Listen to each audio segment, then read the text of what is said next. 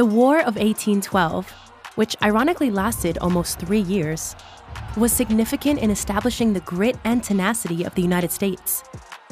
And as the war drew to an end, one man's poetic account of an epic battle became a song that would be remembered forever. The British Army had recently won a stunning victory at the Battle of Bladensburg, and then set the U.S. Capitol ablaze. Next, they set their sights on Fort McHenry, the star-shaped stronghold overlooking Baltimore Harbor. On September 12, 1814, 4,000 British troops landed at North Point, determined to capture the port city and destroy American resolve. The trouble was, Fort McHenry had been built to withstand an onslaught from land and sea.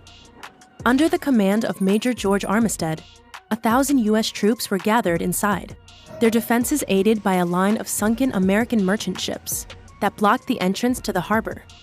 An initial ground assault ended in small gains for the British. But the Americans held their own. On September 13th, the British naval bombardment began, an assault of bombs and rockets that lasted for 27 hours. Although 2 buildings in the fort were damaged and a few casualties were inflicted, U.S. troops fought back with long-range cannons that kept the British at bay. On the morning of September 14th, Fort McHenry still stood. In celebration, the U.S. replaced the battered storm flag that had endured the barrage with the large garrison flag that was raised every morning, signaling that they had not been defeated. The Americans had forced the British to withdraw.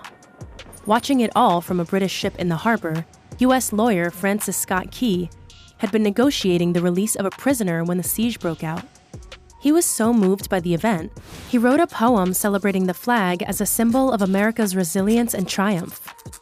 In 1931, the Star-Spangled Banner officially became the national anthem. In what other ways has the War of 1812 left an impact on U.S. society?